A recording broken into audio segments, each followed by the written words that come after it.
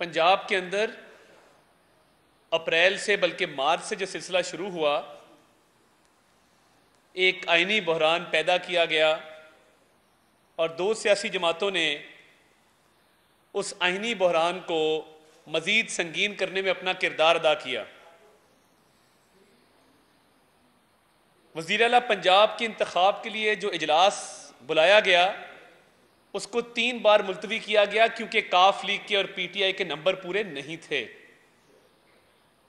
जिस दिन दोबारा इजलास तलब किया गया और ये इम्कान था कि इजलास हो जाएगा, उस दिन डिप्टी स्पीकर पर कातलाना हमला किया गया, हाउस के अंदर लड़ाई झगड़ा किया गया और उस वक्त के ट्रेजरी बेंचेस ने बाकायदा एक हंगामा बर्पा किया।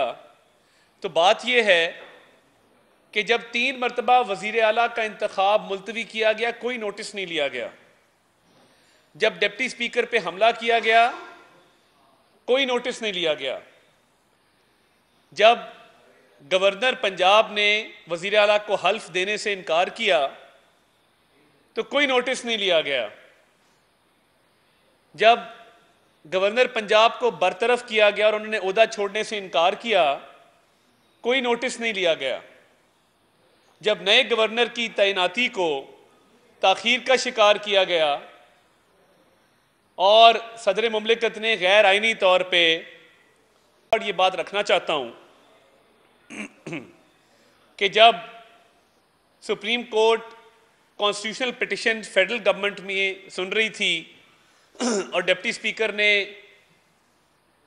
हुकूमत की तब बरतरफी से पहले एक लेटर दिखाया था बैनुल-अक़वामी साजिश का, तो उस वक्त भी पंजाब की तरफ से हम इस्तदा लेके सुप्रीम कोर्ट गए थे। हमारी इस्तदा पंजाब के हवाले से नहीं सुनी गई थी और हमें कहा गया था कि आप लाहौर हाई कोर्ट से रुजू करें। हमने, लोग ये कह रहे हैं कि इंसाफ का दोहरा मयार सुना था, देखने में पहली दफा आया है कि आप जिसके 197 वोट हैं उसको कहें कि नहीं तुम्हारे 179 वोट हैं, और जिसके 172 वोट हैं उसे कहा जा रहा है कि तुम्हारे वोट पूरे हैं, तुम 186 वोट लेके आए हो। तो ये इंसाफ का क्या मयार है कि जो 197 वोट ले उसको कहा जाए कि तुम्हारे 179 वोट हैं। मैंने कहीं भी ये पिछले 2 दिन 197 वोटों का जिक्र नहीं देखा। देखिए, जब मरियम नवाज शरीफ साहिबा कहती हैं कि ये जुडिशल कू है और जमहूरियत पे शब खून मारा गया है, तो हमने सुना था इंटरम वजीर आला, केयर टेकर वजीर आला, ट्रस्टी वजीर आला, तो ये जुडिशल वजीर आला पहली दफा देखा है कि एक जुडिशल ऑर्डर से आइन और कानून के तहत कायम करदा सूबाई हुकूमत को गिराया जाता है और एक जुडिशल ऑर्डर से एक नई हुकूमत को सूबे में इंस्टॉल किया जाता है। देखिए, जो इंसाफ के वेइंग स्केल्स होते हैं ना, जिसको तकड़ी कहते हैं, उसमें अगर इमरान खान साहब का लेटर रखें तो वो भारी है और चौधरी शुजात साहब का लेटर रखें तो वो हल्का है। ये इंसाफ तवाजुन के साथ होता है। तकड़ी जो है वो तवाजुन के साथ तोलती है, इसीलिए इंसाफ अंधा होता है और वो केस देखता है, फेस नहीं देखता। वो आपने देखा होगा, वो लेडी ब्लाइंड फोल्डेड होती है जिसने वेइंग स्केल्स पकड़े होते हैं। क्यों? क्योंकि उसने जो तोलना है वो देखे बगैर तोलना है, और तकड़ी जो होती है उसमें यह नहीं हो सकता कि एक तरफ पार्टी की डायरेक्शन नहीं है। इमरान खान साहब बतौर पार्टी सरबराह अपने अराकीन को कहते हैं कि आपने परवेज इलाही साहब को वोट देने हैं, और उन 25 अराकीन के वोट गिनती में शुमार नहीं किए जाते।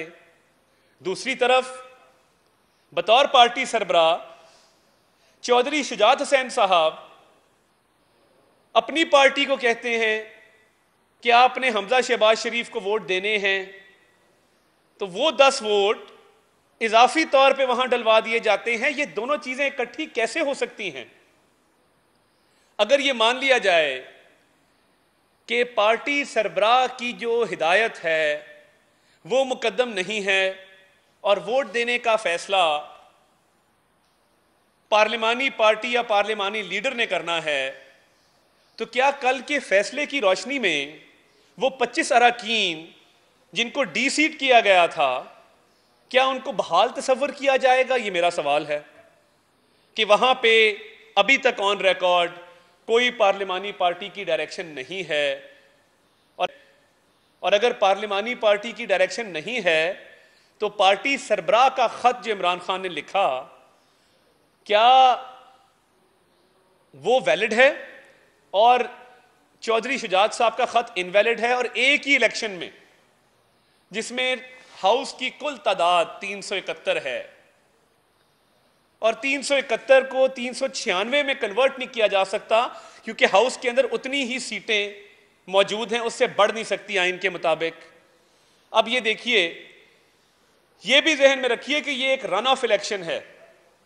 रन ऑफ इलेक्शन ये होता है कि जब एक इलेक्शन में कोई भी उम्मीदवार मुजव्वज़ा 186 वोट लेने में नाकाम रहे, तो फिर हाउस में जो अराकीन मौजूद होते हैं उनकी अक्सरियत पे वज़ीर आला का इंतखाब होता है। तो लोग ये पूछ रहे हैं कि जैसे राजा सगीर पिंडी से एक MPA है, उन्होंने जब हमजा शहबाज शरीफ को वोट दिया और इमरान खान की चिट्ठी को ना माना, तो उनका वोट उन 25 वोटों में गिनती में से माइनस कर दिया गया, शुमार नहीं किया गया। अब अगले ही लम्हे रन ऑफ इलेक्शन में जब वो री इलेक्ट होके आए हैं और उन्होंने हमजा शहबाज शरीफ साहब को वोट दिया है, तो उनका वोट शुमार किया गया है। क्या एक शख्स 2 मरतबा एक ही इलेक्शन में वोट कास्ट कर सकता है? ये एक आईनी मसला है। और फुल कोर्ट की जिद नहीं थी, इस्तदा थी, गुजारिश थी कि फुल कोर्ट, क्योंकि लोग ये बात करते हैं और ये बड़ा एक खतरनाक जाविया इस चीज को देखने का। आप बाहर जाएं, मैंने खुद सुना कि लोग कह रहे हैं कि खुदा ना खास्ता कोर्ट में कोई ग्रुपिंग है, 2 ग्रुप्स हैं। यानी पहले ही सोसाइटी इतनी पोलराइज्ड है, पहले ही कोई इत्तेहाद इत्तेफाक नहीं है, किसी बात पे हम यकजा नहीं होते, और लोगों का ये कहना कि कोर्ट में ग्रुपिंग है, फिर तो और जरूरत थी कि फुल कोर्ट इस पे बैठता। और अगर दोनों चिट्ठियों को बराबर रखें तो फिर वो 25 अराकीन हक बजाने थे जब उन्होंने वोट डाला, और उनका वोट गिनती में शुमार होना चाहिए था। एक चिट्ठी के तहत 25 वोट माइनस हो गए, जिसका फायदा इमरान खान को हुआ, परवेज इलाही को हुआ, और दूसरी चिट्ठी के तहत 10 वोट जो कहीं और जाने थे वो दूसरी तरफ गिनती में शुमार हो गए।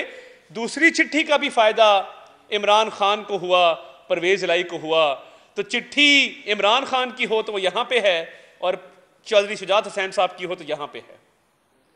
तो ये जो एक दोहरा मयार है, क्या अब, और ये कानूनी माहिरीन बात कर रहे हैं, 6 साबिक सदूर सुप्रीम कोर्ट बार एसोसिएशन, मौजूदा सदर सुप्रीम कोर्ट बार एसोसिएशन, कि ये रावलपिंडी बार एसोसिएशन के केस में क्या हुआ था। फुल कोर्ट थी, 8 जजों ने यह फैसला दिया कि पार्टी हेड की डायरेक्शन मानी जानी है, ना कि पार्लिमानी पार्टी की। फिर इस बेंच पे मौजूद कुछ जज साहिबान उस बेंच पर मौजूद थे जब मियां नवाज शरीफ साहब को पार्टी की सदारत से हटाया गया। उस फैसले में खुद कह रहे हैं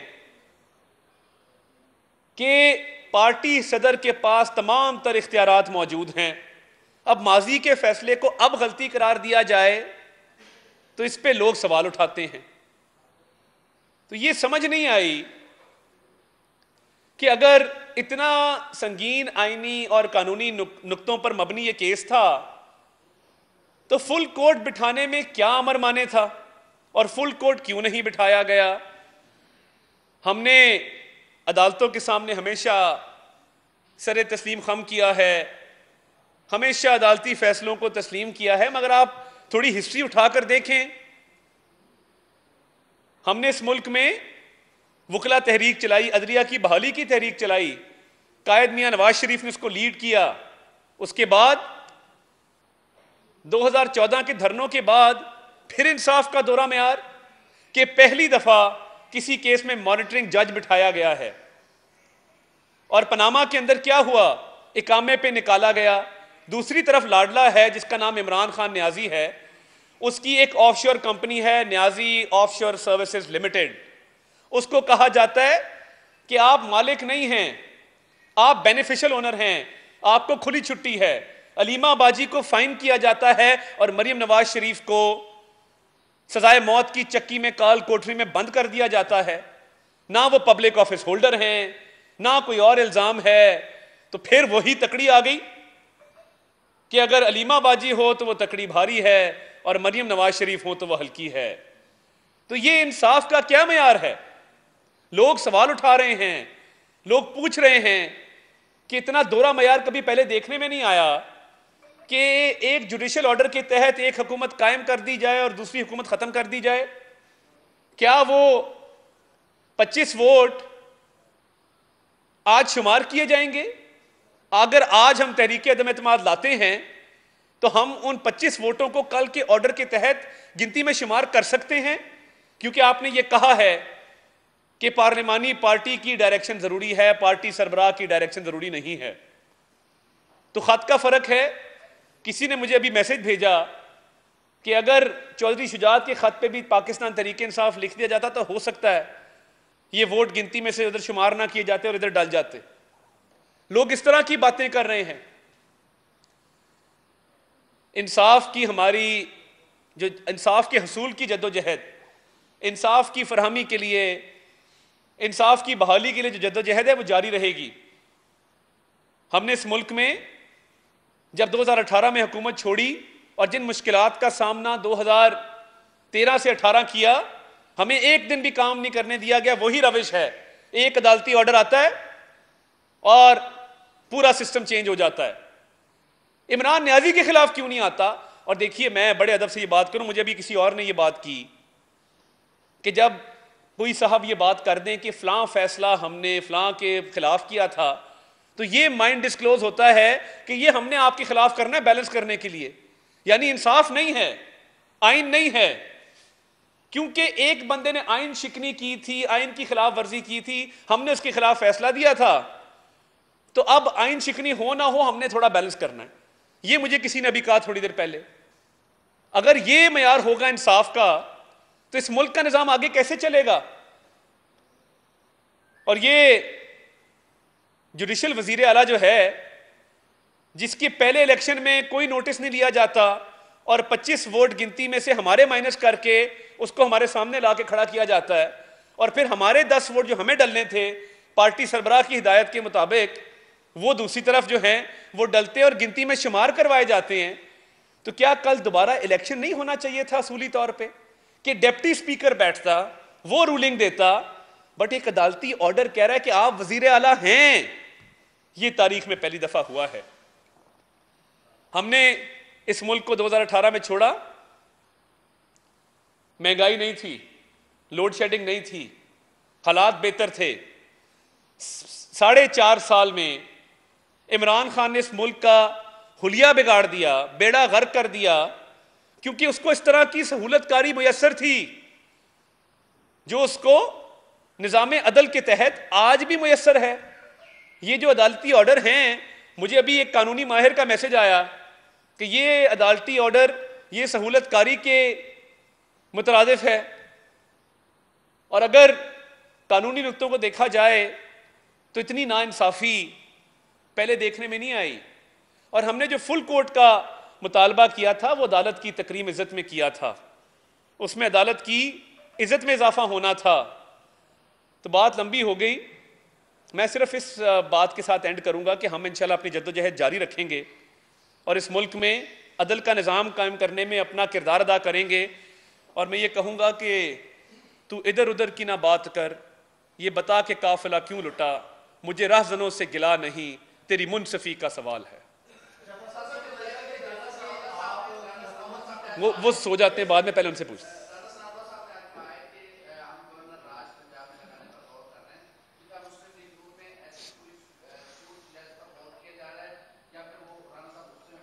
देखें, राना साहब हमेशा बड़ी जांच तोल के बात करते हैं, माप तोल के बात करते हैं, तो काफ़ी कानूनी ऑप्शन ज़ेर गौर हैं।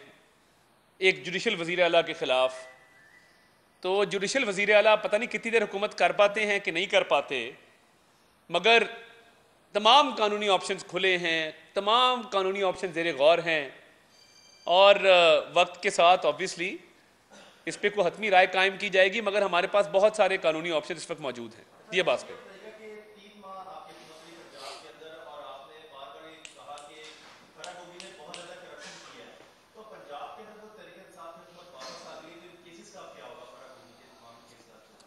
देखिए, वफाक में अल्लाह ताला के फजल से हमारी और हमारे इत्तेहादियों की हुकूमत कायम दायम है। अगर फराग गोगी को पंजाब में जुडिशल वज़ीर आला NRO देना चाहते हैं, ज़रूर NRO दें।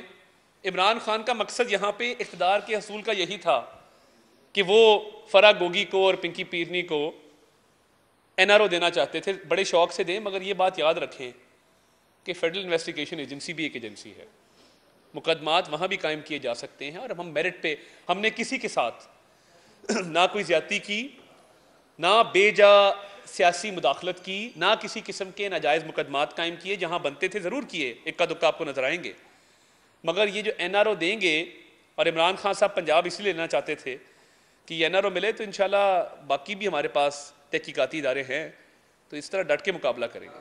जी,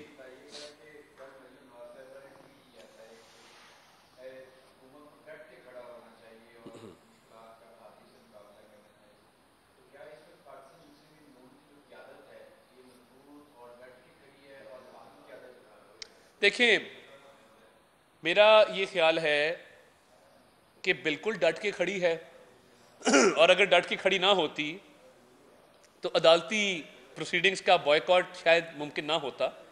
डट के खड़े होने की सबसे बड़ी दलील यह है कि हुकूमत ने, उसके तमाम इत्तेहादियों ने बॉयकॉट किया है अदालती प्रोसीडिंग्स का, और पाकिस्तान की तारीख में पहली दफ़ा हुआ है।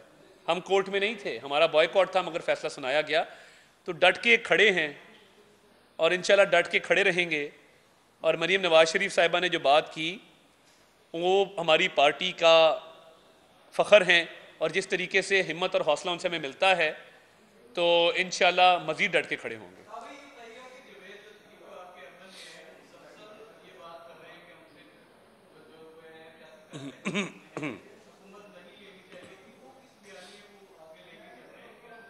उनकी अपनी राय है कि उनको लगता होगा हुकूमत नहीं लेनी चाहिए थी, मगर मेरा ये ख्याल है कि इस मुल्क में जो भार उठाना था, जो बोझ उठाना था और रियासत को बचाना था, उसके लिए हिम्मत हौसला चाहिए था। वो हिम्मत हमने की, क्योंकि इमरान खान साहब में तो इतनी सकत नहीं थी, ना इतनी अहलियत थी।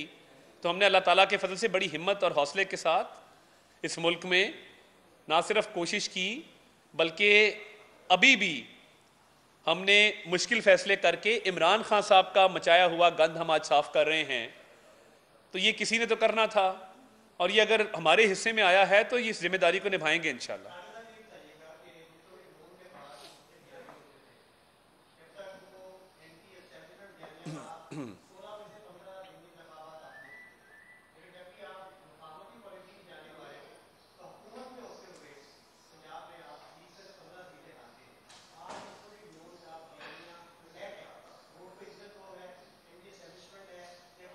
देखिए, पहली बात तो ये है कि ये 20 सीटें मुस्लिम लीग नून की कभी नहीं थी। हमारे वोट में 39% इजाफा हुआ इन तमाम सीटों का। अगर आप रिजल्ट देखें तो ये 20 तो थी तहरीक इंसाफ के पास, या कुछ आज़ाद लोग जीते थे, तो हमने फिर भी यहाँ से 5 सीटें हासिल की हैं। तो हमारे रिजल्ट में तो बेहतरी आई है। और दस्का में देखें, वज़ीराबाद में देखें, खुशाब में देखें, खानेवाल में देखें, हमने बड़े बाई इलेक्शन जीते अल्लाह ताला के फजल से। मगर वहाँ पे अगर आप देखेंगे तो विनिंग मार्जिन हमेशा बड़ा कम होता था, या वो सीटें हमारी अपनी होती थीं और हम सिटिंग गवर्नमेंट को हराते थे। तो मैं नहीं समझता कि इन 20 बाई इलेक्शन के रिजल्ट से ये नतीजा अखज़ किया जा सकता है कि आगे कोई मायूसी की बात है। जब 39% इजाफा हुआ है, 5 सीटें निकाली हैं, तो अल्लाह ताला के फजल से इसमें बेहतरी आएगी। और मैंने आपको बताया कि जो बयानिया है वो इस मुल्क की तमीर व तरक्की पर मबनी है, वो इस मुल्क के एक आम आदमी को रिलीफ देने पर मबनी है, और इसके साथ साथ निज़ाम अदल को ठीक करने पर मबनी है कि रूल ऑफ लॉ हो, कानून की नज़रों में सब बराबर हों, केस देखा जाए, फेस ना देखा जाए। जी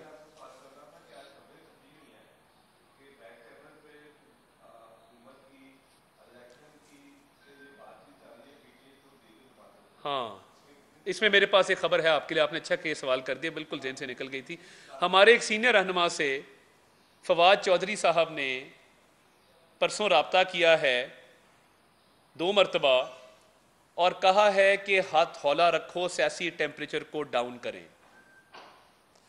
तो इसकी तस्दीक मैं कर देता हूं अपनी पार्टी की तरफ से। तो अब पता नहीं फवाद चौधरी साहब का क्या मकसद है कि सियासी टेम्परेचर डाउन करें, हाथ हौला रखें। अभी तो मुझे नहीं लगता कि वो पार्टी तब्दील करना चाहते हैं, शायद कोई और मकसद होगा, उनसे पूछ लीजिएगा। बहुत शुक्रिया जी।